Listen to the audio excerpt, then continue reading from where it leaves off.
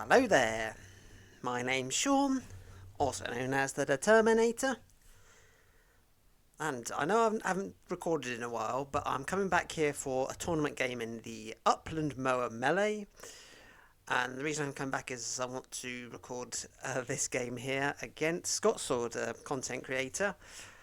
I thought I'd record my side of it. This is unfortunately a post-game commentary because I messed up the sound completely in my live commentary, so I just have to cope with that, unfortunately. As you can see, we're going first in this game, and we can see immediately what we have to deal with in this game. This is our first game in this tournament, so very much looking forward to the campaign. And we start off with a pretty good starting hand, a nice tray as well. And lots of options here, like all brown powers to consider. Decent bonus cards as well, but difficult decisions actually, because there's lots of ways you could do this. You've got Purple Martin in the tray, Alduin's Go on the tray, even Honey Buzzard, the Penguin, Great Tit, all four of those, and even the White-throated Swift could be considered here. So here it's a bit of an awkward and quite expensive birds as well here. So it was a bit of an awkward decision. I think this is a sort of a hand that you could get 5 top players and they'd all do something slightly different. But so I had a long time here deciding. Also the bonus cards too, potentially could both work. But I sort of had to decide. The Great Tit was an absolute must here, I think, 'cause that's a great forest bird to get more food. But how else would I work it? Because yeah, you've got Alduin's Go on the tray, which is certainly clearly the best wetland bird. The best option. But then there was the Martin to consider, maybe some sort of grassland engine, and then the Penguin. You'll see the end of round goals, quite a natural set of end of round goals in terms of how a sort of an average game would go. Like in the first round, you're putting down brown powers, and in the last round, you're putting down big point birds. So that's pretty ideal. And yeah, I think I decided on Enclosure Builder because Forester was the slightly less flexible. Like if you do Enclosure Builder here, then it means like you play anything in the forest. It doesn't have to be a forest bird, so only forest only bird. So that's why I chose that. And the little Penguin. I can definitely understand a lot of players ignoring the Penguin here and just playing the Gull, just playing the Gull and the Great Tit, and that's it. But the little Penguin is potentially such a good engine bird. And building out a wetland obviously is good for the second end of round as well. So that's what I decided to do. I decided to play the Great Tit, probably take the Alduin's Gull, play the Great Tit to get food, and play the Gull. So that's what drawing. So that was the plan, and leave the Purple Martin. Maybe see what the Gull drew. If it drew potentially like wetland engine stuff, I could maybe take the Martin as well to add to that. But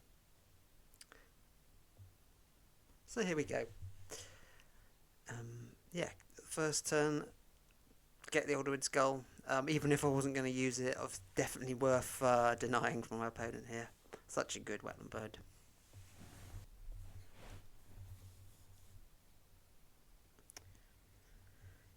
And yeah, look at that feeder. Lovely amount of nectar, and then I was sad to see my opponent found the main duck, which is such a great bird. But yeah, look at that nectar. I definitely wanted to get hold of that, so playing the Great Tit here to snuffle some of that up. Given my opponent had main duck, I perhaps could have thought about denying the Purple Martin, and indeed they did take that. But I don't think it was quite worth the denial. It was certainly a good bird for them, but certainly without any wetland bird there for me, I didn't really want to just pick a single card. But you see, we've got loads of nectar now. But I'm having a think about this. My initial plan was just to play the Gull and then draw a bit and see what happens. But I've got this as the Penguin. It's such a great bird. It meets the last end of round. It's good for the second end of round, and I'm almost certainly going to play it. So I may as well. So I was thinking, well, I may as well get some use out of it. So I decided to change change plan slightly and instead get the gull and the penguin down before start drawing. It's not what most people would do, I think, but I like the idea of just be able to get the points and build that engine out before drawing because it's such a good combination these two. So that's what I decided to do.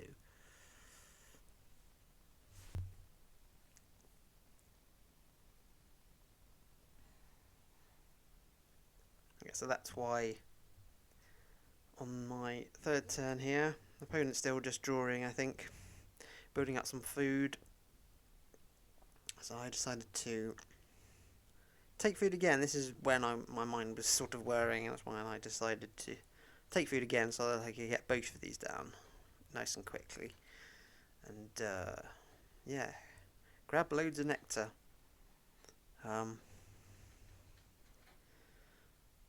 Had enough food. I had enough food now to lay eggs. Play them both, and spend some nectar in the grassland, which could potentially be crucial later if I don't end up playing any birds there. So that's another thought that went through my head too. In getting some more nectar.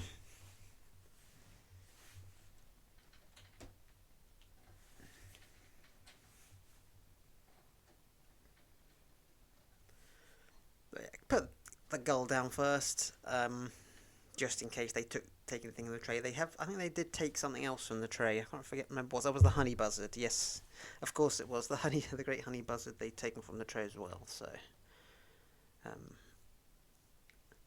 yellow-billed cuckoo was definitely one I was thinking about, but other than the penguin, I don't have anywhere for the eggs, and probably too early to be taking that. But because of my plan of getting these button birds down, I'm only going to get one turn of drawing this round. But I think that's okay. Bed sparrow in the tray is a possibility for me to get some eggs as well. We'll see what happens here. Laying eggs and then playing the penguin. Simple as that. Here. Already got 2 for my bonus card as well. I forgot about that. The penguin also meets that too. So I was almost certainly going to play it. So.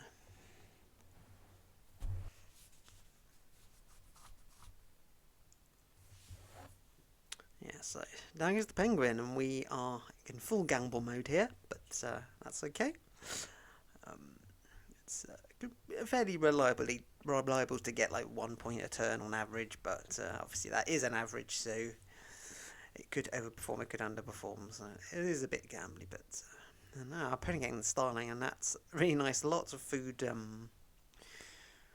ways of getting food and getting rid of food and getting points, so that's quite a nice situation they've got going on over there. But here we have our 1 turn of drawing this round, and I was thinking about the sparrow and the cuckoo, but decided to go from the deck, and yeah, Phoebe maybe, it meets the bonus card. Penguin misses, unfortunately, and unfortunately the girl doesn't get anything massively exciting. So yeah, not a great set of drawings. Cerulean Warbler maybe for later, but we need to find engine birds. That's what we need to do here. We need to try and find a clear pattern on what habitat is going to be our engine. Where are we going to go into here? And nothing so far.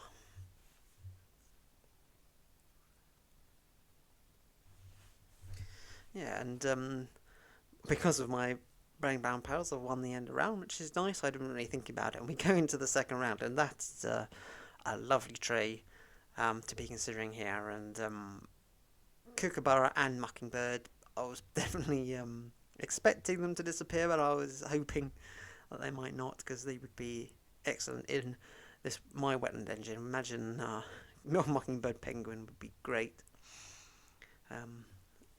See what I was pretty sure they were going to go, but you're always hopeful, you know.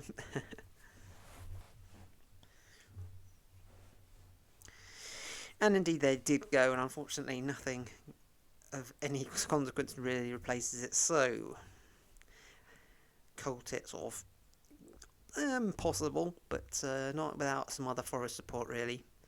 And those are not the forest support birds. Finally the penguin does do a great job. and gets 3 caches, which is nice. And yeah, Aldrin Skull, nothing too amazing. The Golden Eye potentially, if they're going to do some sort of grass something, but nothing. Again, nothing. Nothing that leads itself to an engine. So, and you can see my opponent did max out the Starling. I did notice actually in the game at the time that the Honey Buzzard did hit and got 4 worms at the end of the first round, which is pretty amazing, and maxed out the Starling with that. So fair play on the Honey Buzzard gamble so far. And yeah, we just have to draw again. They really have nothing else to go on here, so just keep drawing and see. And still nothing amazing, although the Letter White Throat is definitely of interest because eggs, we definitely require some sort of egg access, so that will be good. But again, the Aldrin's Skull, not really finding anything too impressive. I did consider the Green Heron. I've got the Eastern Phoebe in my hand. I could do some Phoebe Green Heron combination and get Nectar in the wetlands, but it is something I considered. Savvy's Warbler, probably not any good for me unless I can find Chiff Chaff. It was really only... we know the main duck's gone, so it would only really be Chiff Chaff that the Savvies would work for, and I wouldn't want to keep giving my opponent loads of cards, particularly when they have the main ducks. So, but the Green Heron, Eastern Phoebe could have worked, but I didn't really like the idea of that either. A bit slow and also giving out worms to them. So I was pretty sure I wasn't going to play either of those birds, so I just picked the Savvies for no particular reason. But yeah, still nothing. Like, look how many cards I got on my hand, and really the Blue Jay is the only like potentially point scoring like brown power in my hand, and not a very good one. So Kookaburra goes in, Martin goes in, no surprise, and that is a very nice, potentially very good engine, and potentially winning this end around as well, because we've still not got anything. So that's why we had to draw again. We have to draw again, and King Rail, yeah, decent for later. Penguin misses again, and yet again the goal not too impressive. I was so desperate, I did even consider the Chimney Swift here, because at least meet my bonus card and could help for this end around, and also unlock 2 eggs a turn, and maybe help with this Lesser White Throat, because I couldn't do that and the end around, but I could if I put the White Throat in the forest and the Swift, move the Swift up there and get more eggs. So I didn't even consider that, but I just went for the big point bird, even though I had at this moment I had no particular reason to play that, the crossbow. But yeah, what have we got here? We've drawn 4 times in a row. How many cards have we got? I think what's that? 10 odd cards, and just nothing.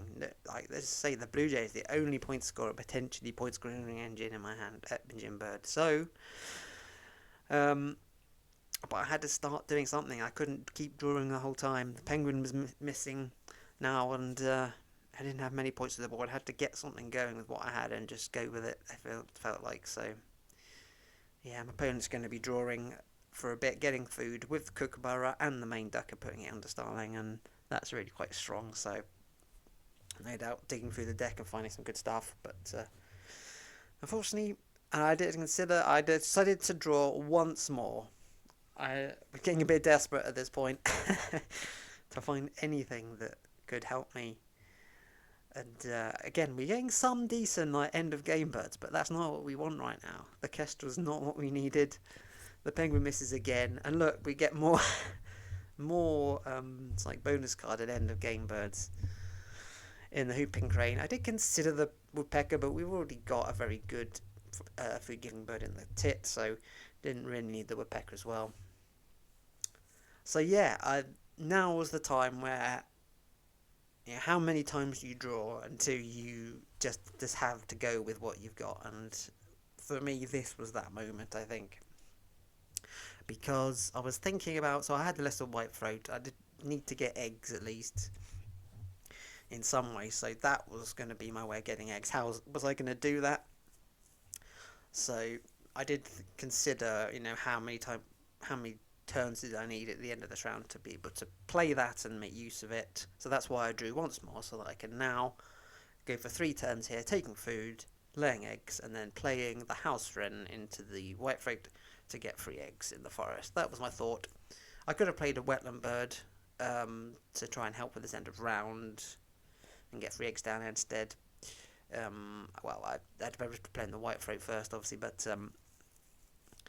that was something I could have done, but maybe bad. I'd have to have played the white throat in the grass, and yeah, that wouldn't have been optimal for sure, just to chase the end of round. So I'd just rather push this forest out, get a bit more food, and then start playing some of these sort of bonus card birds, because I had nothing else that I could do really. I've been really intrigued to know if anyone in the comments would do in this situation. How would you play this with the draws you were getting? Maybe you would have not bothered with the penguin at the start and just drawn with the gull from like the second, third turn or whatever, and maybe if you'd started drawing then and got to my point and stopped drawing, you would have found the good stuff. Maybe that would have been the way to do it, but you don't know until you don't know until it happens. It's easy with hindsight to say that would have been better, but you would have scored less points in. I wouldn't have got those 4 points on the penguin. But we'll see. We'll see what we can do here with. Obviously, when you're playing those card birds, you need a lot of birds down to make that gamble worth it, and I wasn't likely to have many birds down, because it's just a case of pushing this forest out, getting more food, getting the eggs on the white throat, and just play these birds and hope that they in themselves will be enough to get bonus points, while also trying to compete at least for like the end of rounds. This next end of round is potentially something we can look at, because my opponent, if they're going to go for a wetland engine, you're not necessarily going to be playing that many birds, and especially when you don't have like egg space issues like Scotsword doesn't in his system. But we'll see. We'll see what he has to. Obviously, probably will want to add to this engine. No turns left, so he didn't get any more birds down. So I could have drawn the end of round if I played like the Whooping Crane or something. But as I say, I don't think I would have had enough. No, I wouldn't have had enough food to play the white throat in the grass and then played the crane. I could have played something else. Probably not worth it. So yeah, I'm not chasing end of rounds here. And so yeah, last turn, doing my house wren into white. That's a white throat. Play one into a 0 boy bird, but the white throat was necessary to get some eggs, because I've got no other way of getting eggs at the moment beyond laying eggs, which is very, very poor action. So yeah, that's all we can do. Only 5 birds down. It's not looking amazing, but we're doing what we can here.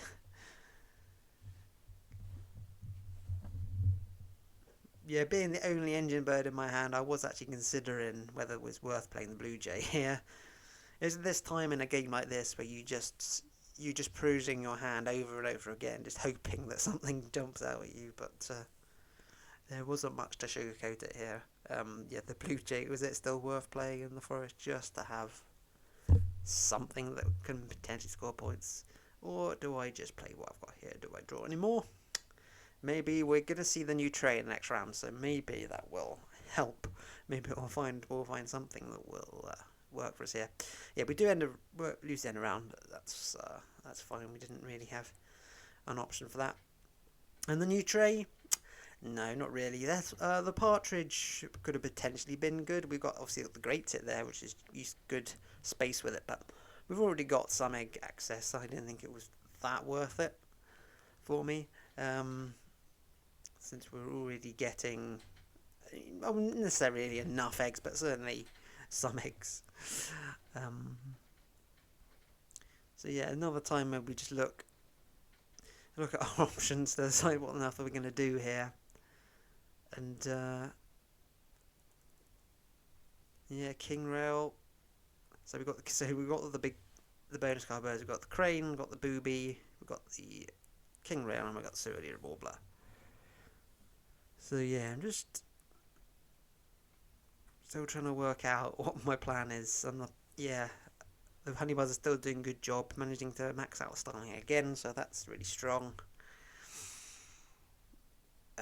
Bit envious at the engine that Scotsword's managed here. But yeah, just really, I was just pushed into the corner of just playing boneless cardboards and hoping that they were going to be decent. I also had to look at my enclosure builder, what I have got for that. I've got the hooping crane, but I've got basically nothing else for that. I mean, that's something the partridge, I guess, would have been okay for, but I'm not sure it would be worth it even for that. But since I can at least get some eggs with the white throat. But yeah, it's only the Phoebe in my hand is the only other enclosure bird, so I was definitely looking for something else for that. But yeah, how many birds can I get down for this end of round? I've only got 3 eggs, which is not very many, or 4 eggs rather. So I didn't really have any grassland birds that are worth playing like at all. So anything I play would need eggs. And yeah, in Scotsword he did take the partridge, which did surprise me a little bit. I mean, his egg access is poor, but fairly late for a 1-point bird maybe. But I mean, the partridge, if any 1-point bird is worth it, the partridge is, I guess, because it gets you 3 points a turn if you can work it, but effectively. But yeah, although my opponent also doesn't have many birds down, just like me, they've got a lot more tucks and a lot more going on, really.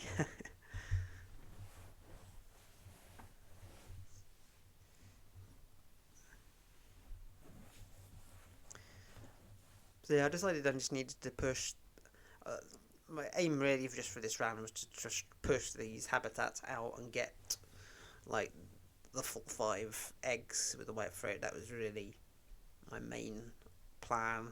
And yeah, play some of this other stuff, some of these other bonus card birds since we had nothing else. I'm going to keep saying it, we did have nothing else. As if to emphasise it. But let's see, will the Cerulean Warbler do anything? Alright, yeah.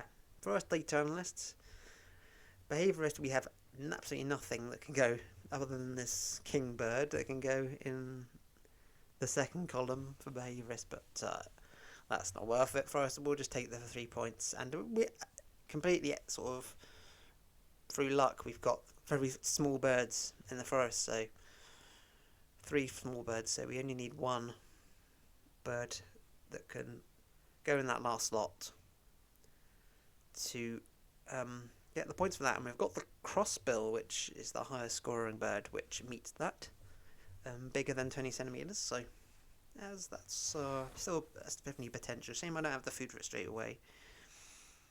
But yeah, one of the better bonus cards I could have got, really. Yeah, of course, the other reason the partridge is good for Scotsword is he can easily get the Grange to play the partridge as well. So that definitely works for him. But he has having a long turn thinking here about how he's going to do this. He hasn't got any eggs at the moment. So if he wants to play the partridge, he has to lay eggs first. It's a bit awkward. But how many birds can he get down? Because he can lay eggs, maybe potentially play 2 birds and then lay eggs again with the partridge there. And then will you be able to play another one or not with the food he has?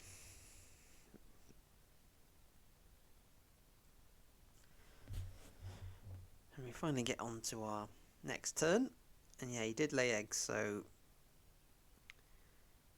what's the next plan then? I think we gobble up all this nectar. The kookaburra is great for your opponent if you're going for nectar, because of course if you're using the kookaburra as your main food source, you're not spending nectar, and you're also resetting the tray with a feeder and taking stuff that isn't nectar, so your opponent can take the nectar that's there. So if you're relying on the kookaburra, you're basically giving up the nectar aces, and I definitely needed to make sure that I completely prioritised that and took advantage of that in all habitats. And certainly all coming up for me here, and the Great Dit's helping too. Look at that, 6 nectar.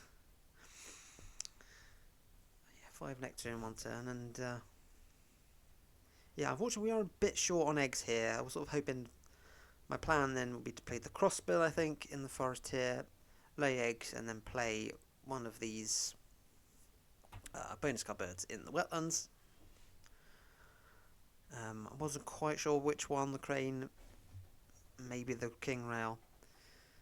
I wasn't really planning on using the crossbill power here. I didn't really want to give my opponent eggs when they've got starting particulars. So, but you know, at a push, I might use it if it helps me play a bird. But as you can see here, 5 points on the forest data, which is very nice given my lack of birds at the moment.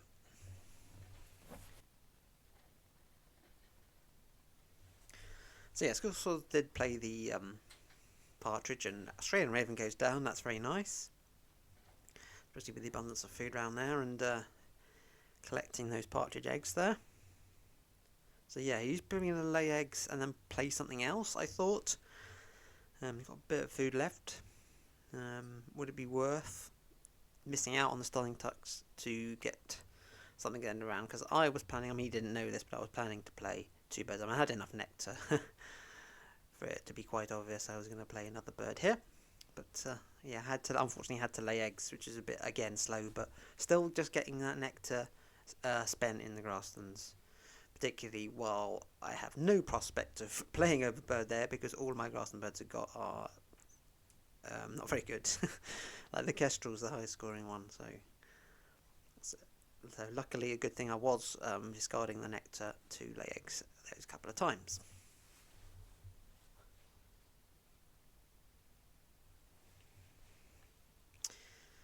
So yeah, he's laid eggs, no surprise, and I decided to play the crane first, and the reason I did that was just in case something came up in the tray that was better than the king rail that I could pick up, and I didn't want to block the crane. Blocking the king rail, not so bad. So, and absolutely awful bonus cards, unfortunately, but Prairie Manager, there was absolutely no way I was going to get any points on Breeding Manager unless I found Cassowary and put it up on the rail. That's what I was thinking about actually at this point when I was looking at my bonus cards. If I found Cassowary and put it on the house wren, I would get a point from Breeding Manager. That would be the only chance, and it wouldn't ruin Forest Data on this because Cassowary is it's flightless, of course, and it doesn't affect. But it would also be an enclosure builder bird. So, is it worth taking Breeding Manager in that remote possibility I find that one bird that would be perfect here? Or do I take Prairie Manager, which I have basically almost no chance of getting? I've got the Kestrel in my hand, which would work with it, and then I'd have to find something else. I mean, I decided that probably, yes, there is a chance that a Prairie Manager bird comes up in the next round, because I was thinking that I might have to draw once in the last round. Maybe in desperation as much as anything, and certainly, yeah, maybe. I mean, that Frisian Hawk in the tray would actually be okay, but something like that's an enclosure builder bird. It's like even like Plains Wanderer with just the Kestrel there as a friend would have been good for enclosure builder and for the Prairie Manager. So that's why I chose that. Yeah, but there wasn't much in it. They were both pretty terrible. So yeah, so I was ahead in the end of round then, 3-2, and I was wondering whether Scott was going to play a third bird here or just put the food under the starling and or see what Honey Buzzard does, but yeah, wasn't sure.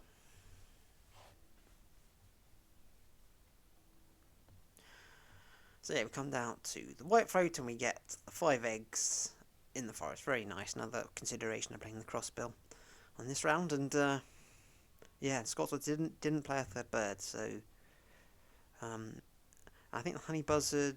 I think this is the Honey Buzzard now that he's doing, and if I remember rightly, it got 2 worms, so pretty good. Well, it performed pretty well, I think, for him. So as you can see, yeah, he didn't play a bird, and plenty of food for the starling.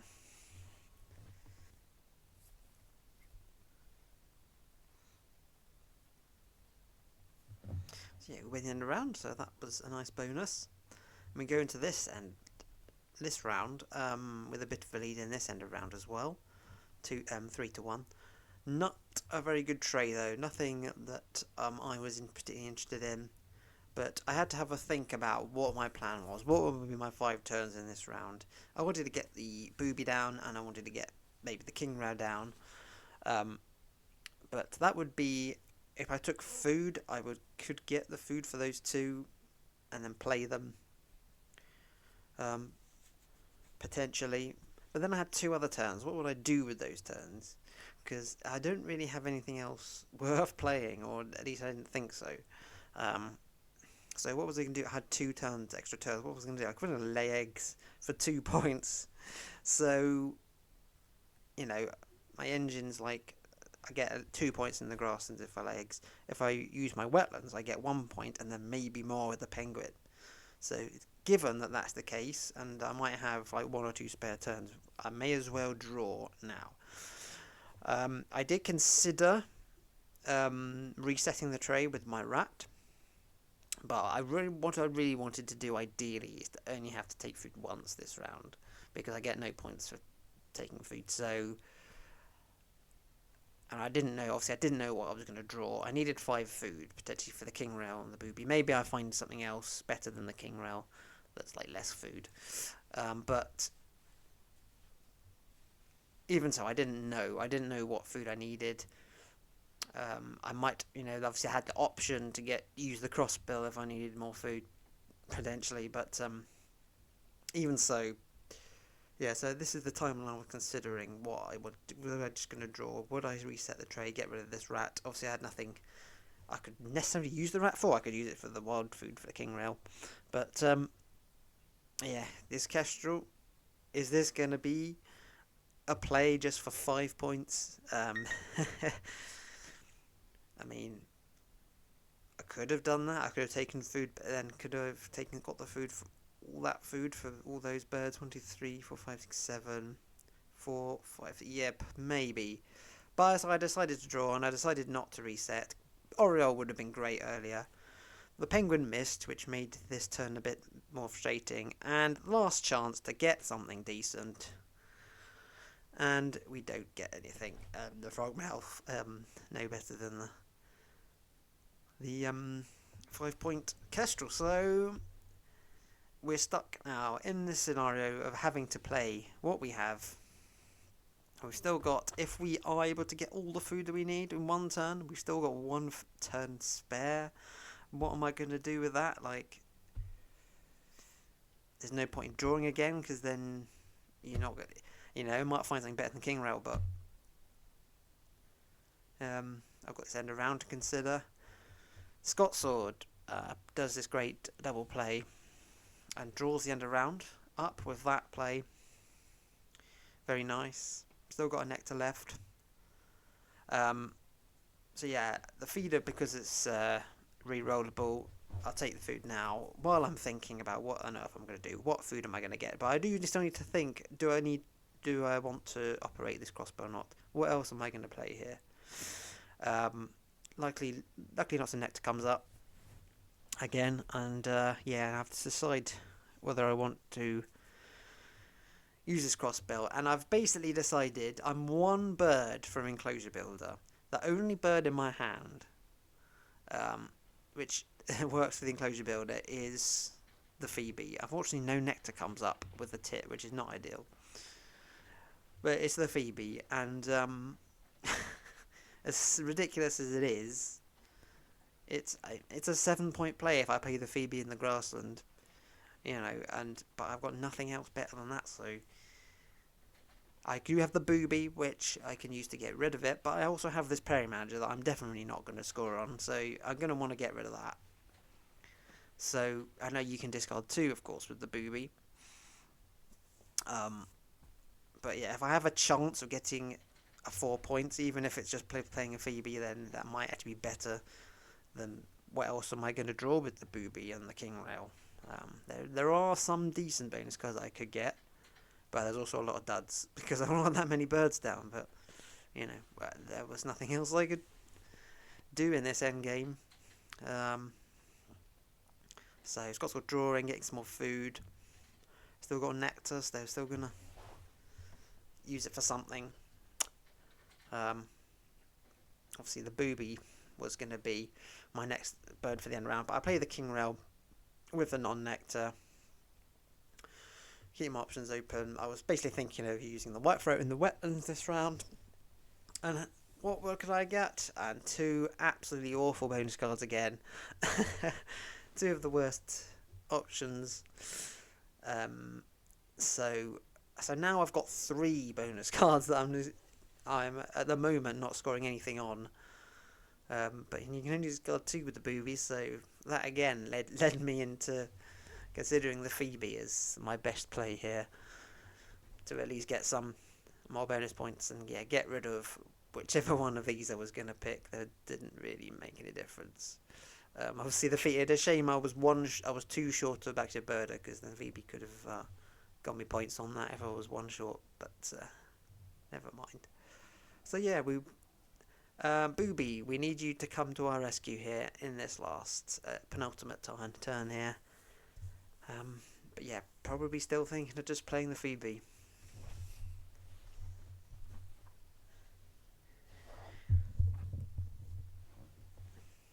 Yeah, quick turn from them. Scotsword laying eggs. And we're playing the Booby and hoping there's definitely good ones we could get. Fishery Manager, Omnivore. There's definitely some good ones that could come up for us. Wetland Scientist would all be excellent. So what was it going to be?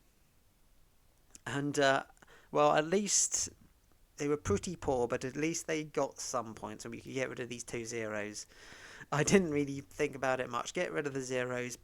Get these 3 here that scored some points, and I was sort of rather hoping that the Phoebe might qualify for one of those as well to make it even better.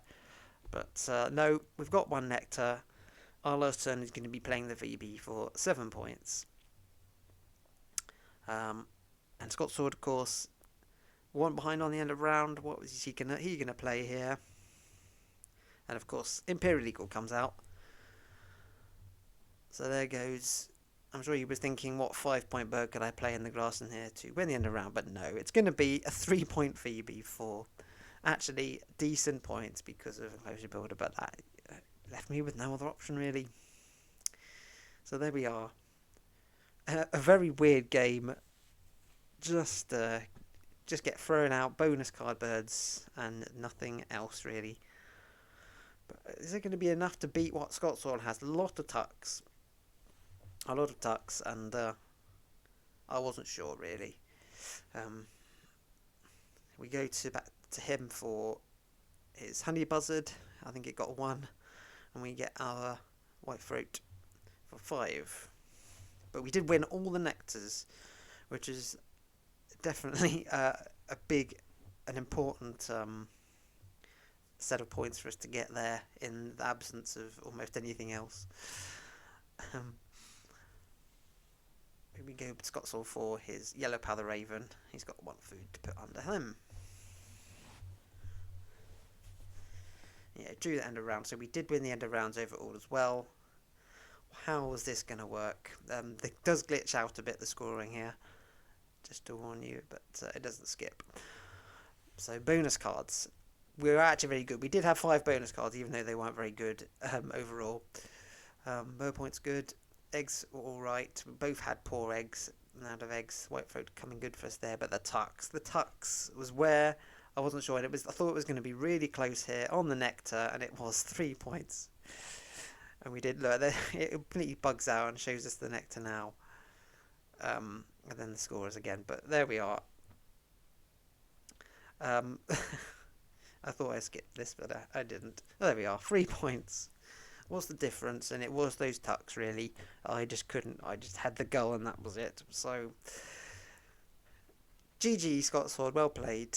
I look forward to seeing what else I can do in this tournament, and maybe I might record some. I'm not sure. Thank you very much for watching, and I'll see you next time, perhaps.